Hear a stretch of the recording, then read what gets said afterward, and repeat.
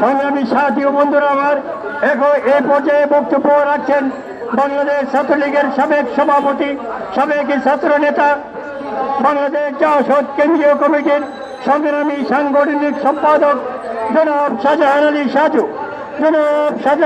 সাজু।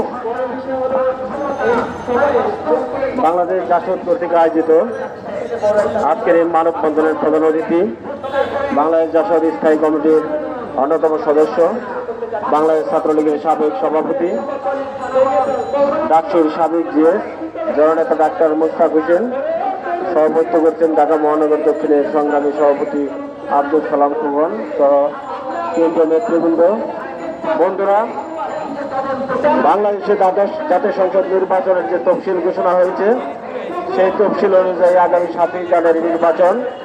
সেই নির্বাচনে সরকার দলের সংগঠন নৌকা এবং তারই বিরোধী দলের জন্য স্বতন্ত্র প্রার্থী দাঁড় করে একটি তামাশার নির্বাচনে রূপান্তর করেছে।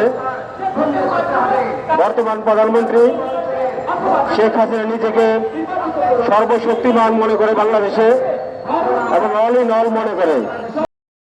সবচেয়ে ঘৃণিত ব্যক্তির নাম এখন শেখ হাসিনা। এই ঘৃণার জন্ম হয়েছে তারই কারণে টানা দুটি নির্বাচন, ভুয়া নির্বাচন করেছে, একটি বিনা প্রতিদ্বন্দ্বিতায় আর একটি রাতের আধারে ভোট করেছে।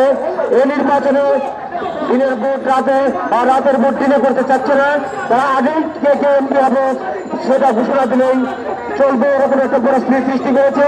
তাই বাংলাদেশের মানুষের সাথে আমরাও বলতে চাই, এই নির্বাচনের তফসিল বাতিল করে সকল দলের সাথে আলোচনা করে একটি সুষ্ঠু নির্বাচন ব্যবস্থা করে পরাশক্তির হাত থেকে দেশকে রক্ষা করতে হবে এবং জনগণের আস্থা ফিরিয়ে আনতে হবে গণতন্ত্রের প্রতি।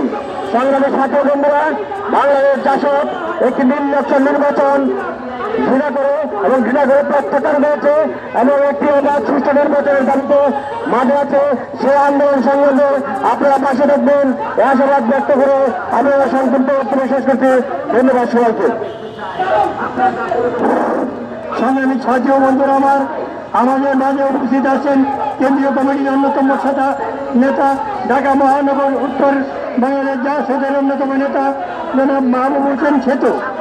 আমাদের মাঝে উপস্থিত আছেন ঢাকা মহানগর উত্তরের নেতা জনাব কামাল উদ্দিন। সংগ্রামী সাথী বন্ধুরা, এখন আপনাদের সামনে বক্তব্য রাখবেন বাংলাদেশ শ্রমিক জোটের সংগ্রামী সাধারণ সম্পাদক, বাংলাদেশ জাসদের।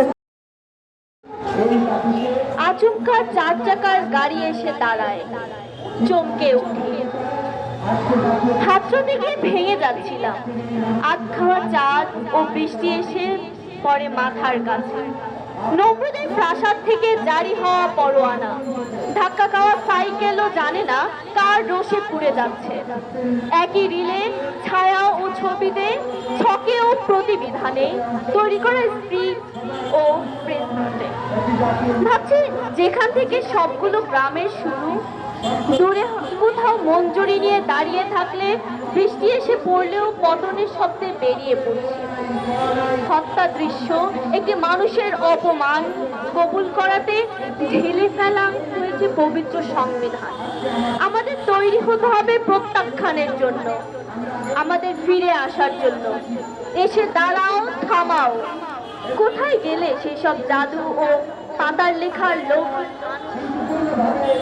জেগে ওঠো, লোকগাথা উপকথা, জীবন্ত মানুষ ছোঁয়াও হাত, ছুঁয়ে বান ও মন্ত্রে মিশিয়ে দাও।